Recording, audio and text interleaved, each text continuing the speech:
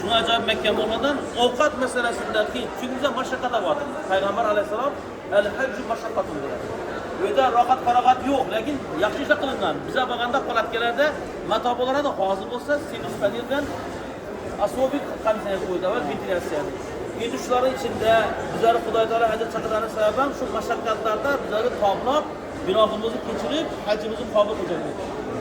Endi hamma yerda kamchilik bo'ladi. 15 ming odam Respublikadan bo'lgandan keyin baribir qiyin kamchilik chiqadi. Birsimiz yo'l sabr qilib ibodatlarda boy bermasdan, shaytonni aldatmasdan Xorazmlik hojilar, namunali hojilarni demaklikda Alloh taolo qabul qilsin. Bir narsa bor, ichimizda shayton keladi. Niçin dedi, bize dedi, şunu bul. Xudoning xohlama. Xudo xohlamasa bizlar shuna boramadik. Xudo xohlamasa shu mashaqqatni bizlar bermaydi. Alloh taolo bitta yaxshi ko'rgan bandalarini sinadi. Payg'ambarlar qaysi rohatda o'tgan? Qaysi avliyo hazrat uylarida o'tgan? Shu mashaqqatlarga sabr qilsak, Xudo xolasa bizlar gunohimiz kechiriladi, ibodatimiz vaqt bo'ladi.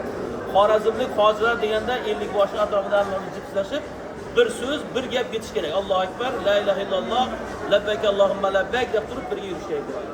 Yosh kattalar boylar. Bahodir birisini qo'lga tutadi. Abu Bakr misol ayollarimiz ayollardan bir ayolimiz pichoq oladi yoshlarga. Qonda bo'lsa ayol bormi? Siz ayolimiz bir yosh kattaroq qiladi. Biz ham o'zimiz hajimda savob olamiz. Ham yanimizdagi yosh ulug' onaxonimizni demak haj qildirgancha ikkinchi darajaga bo'ladi. Bo'lib ham Xorazm deganda bizlar sizlar bilan yorug'lik kutib boradi. Xudo xolasa. Shayton aldamasin. Shayton aldaganda sen uydan shunday xatolara sut-suvchi qattiq ochilib turamiz-ku. Uydan qilmang bu narsani, safardan qilmang bu narsani. Xudo. Hammasi zoy bo'ladi. Yo'llarimiz bo'lsin. Duoda bo'lib Duoda bo'lib turib Xudo. Bizlarning duomizdan ko'ra sizlar duoingizlar